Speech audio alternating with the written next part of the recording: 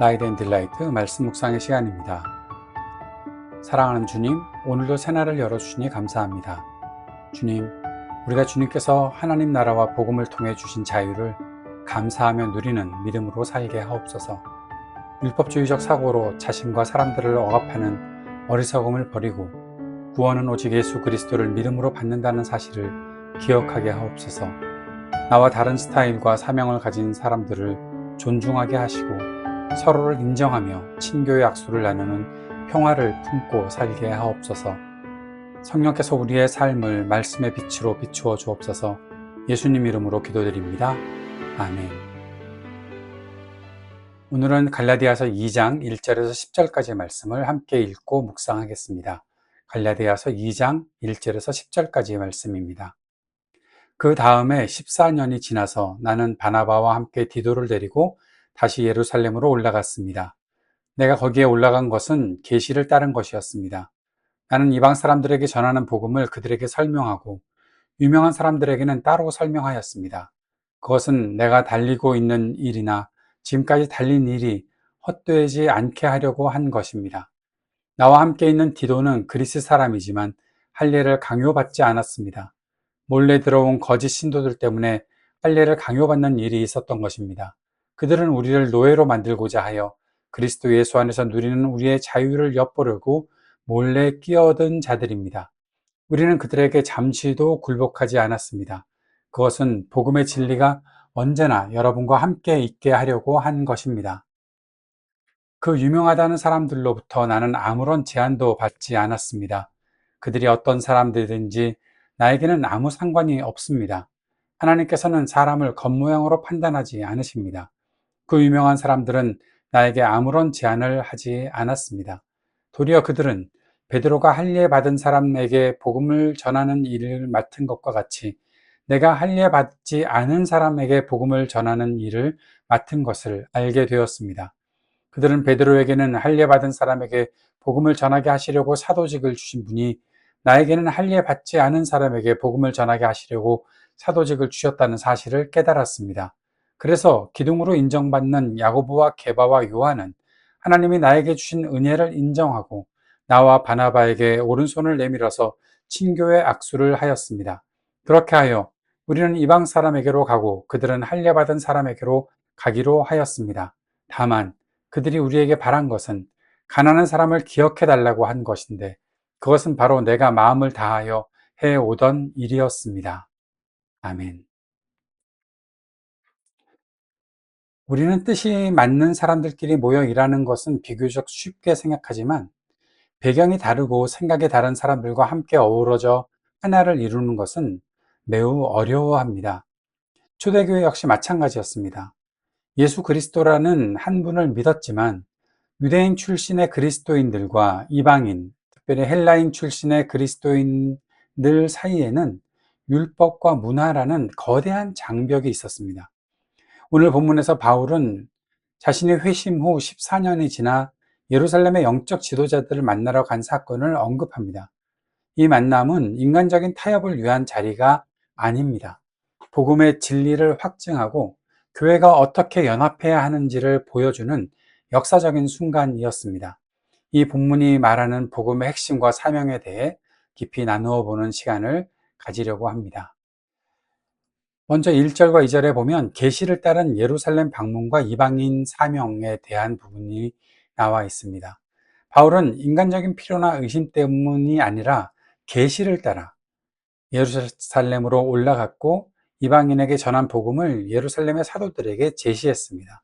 이것이 단순한 인간적인 결정이 아니라 계시를 따라 한 것이다 라는 사실을 기억해야 합니다.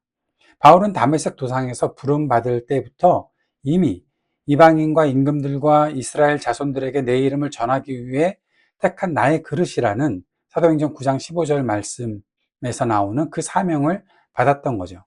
그는 로마서에서도 자신을 로마서 11장 13절에 이방인의 사도라고 명확하게 정의했습니다.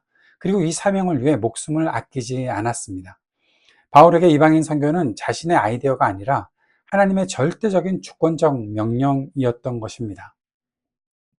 3절에서 5절까지에 보면 디도와 할례에 대한 이야기가 나타나 있습니다.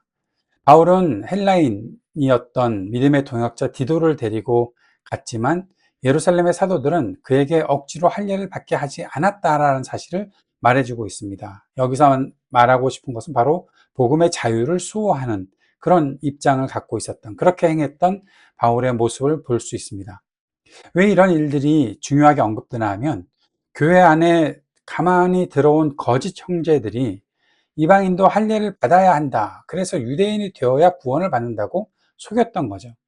만약 바울이 여기에서 타협해서 디도에게 야, 너 할례 받는 게 낫지 않겠냐 해서 할례를 받게 했다면, 오직 예수 그리스도를 믿음으로 구원받는다는 복음의 진리가 훼손되었을 것입니다. 바울이 할례를 단호히 거부한 이유는 그리스도 안에서 우리가 얻은 자유를 지키고 복음의 진리를 항상 교회 가운데 머물게 하기 위해서였다는 것을 알 수 있습니다. 세 번째 보는 것은 6절에서 10절까지 아주 아름다운 본문이기도 한데요. 베드로와 바울의 역할 분담입니다. 그리고 그들이 나누었던 친교의 악수이죠.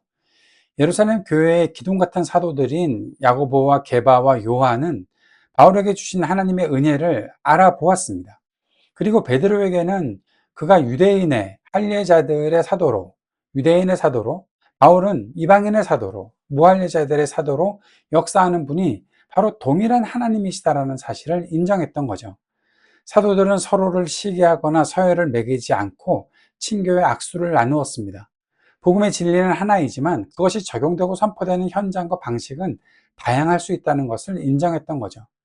그들은 서로 사역의 영역은 달랐지만 마지막 10절에서 가난한 자들을 기억해달라는 그런 부탁을 했고, 바울 역시 이를 힘써 행했다는 사실을 말해주고 있습니다. 진정한 복음적 연합은 바로 소외된 이들을 향한 사랑의 실천으로 완성된다는 사실을 보여주는 장면입니다.